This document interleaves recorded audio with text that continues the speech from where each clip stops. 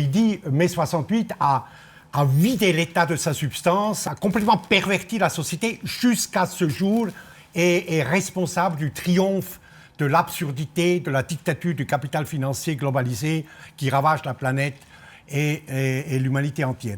Or, pour moi, mai 68 est un incroyable progrès. Ce progrès de l'individu a en fait le lit de la domination beaucoup plus grande du capitalisme de marché. On est passé d'un pouvoir visible, et donc forcément contesté, le patriarcat, à un pouvoir invisible, c'est-à-dire le capitalisme qui fait croire qu'il provoque la liberté. On vit sous un ordre cannibale, mais ce n'est pas mai 68, c'est là. Mais c'est cher là monsieur où Ziegler, comprenez bien, Non. qui résistait à ces gens, ces cannibales? Qui? Un, au sens géostratégique, Oui. les États. Oui. Deux, au sens, à la base, les familles. Qu'est-ce qui a été détruit? Les États et les familles. Les familles sont Mais pas enfin, mais détruites. bien sûr qu'elles sont détruites, enfin. Un Quand on gain a de liberté n'est pas une destruction. Monsieur Ziegler, mais là, vous nous faites Où les plus belle la enfants vie sur la troisième chaîne de Française, là, arrêtez. Eh non! L'immigration n'est plus une immigration de travail, devient une immigration de peuplement avec des femmes, des enfants. Et, si vous voulez, il y a deux phénomènes. Il y a d'abord le nombre. C'est-à-dire que depuis 40 ans, on n'a jamais cessé. Il y en a trop, Il y en c'est a ça ce que trop, vous dites. il y en a beaucoup trop. Les populations françaises de souche et de vieille immigration ont été chassées par les nouveaux immigrants, tout simplement parce que le mode de vie s'organisait autour des nouveaux immigrants qui étaient bien trop nombreux et qui imposaient leur mode de vie, en l'occurrence de tradition islamique. Quand vous nous dites la majorité des musulmans ne sont pas de rire salafistes, vous avez raison, mais vous avez tort, puisque les jeunes deviennent salafistes. Le prophète dit il faut tuer les mécréants. Mécréant, la sourate est très très précise. Hein.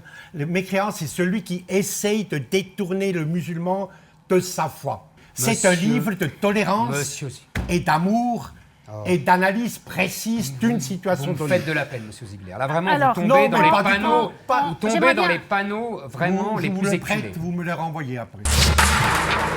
C'est pas que tout à coup, il y a plus de salafistes, c'est pas que tout à coup, les immigrés sont devenus moins assimilables qu'avant, plus méchants, plus étrangers. C'est simplement que les gens ont l'impression qu'ils ne profitent plus, finalement, de l'économie, de la croissance, qui est nourrie, effectivement, par cette immigration. Dès que les gens ont l'impression que les loyers montent, que les salaires baissent, qu'on ruine le territoire par un aménagement complètement déstructuré, et bien là, ça se crispe. Vous êtes bien un socialiste. Je confirme. C'est-à-dire que vous êtes exactement comme les libéraux, C'est des pas vrai. matérialistes. C'est pas vrai.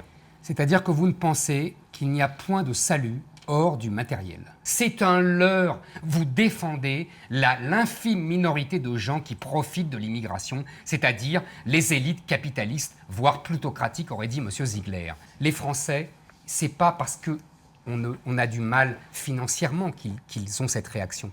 C'est parce qu'ils en ont assez de sortir dans la rue et de changer de continent. Mieux, oui, qu'on est mieux en bonne santé et riche que pauvre et malade. C'est de ce même ordre. D'accord. Évidemment, s'il y avait moins Alors- de chômage, ça serait mieux. Et alors? Et alors? Vous croyez qu'on serait moins en crise identitaire? Non. Absolument. Vous donnez à lire au lecteur ce qu'il pense déjà. Vous mettez, comme vous le dites, des mots sur leurs mots. Mais enfin, est-ce que c'est le rôle d'un intellectuel? Vous leur donnez la béquille, vous les cocolez, vous les malternez. Mais non, un intellectuel est là pour casser les a priori que les lecteurs ont déjà en tête. Apprendre à penser pour le peuple, ça veut dire penser comme les élites. Eh ben non. Non, ça veut dire Parce que remettre moi, en je pense question que c'est ce le qu'on peuple pense qui a déjà. raison. Votre livre, il m'a servi à rien.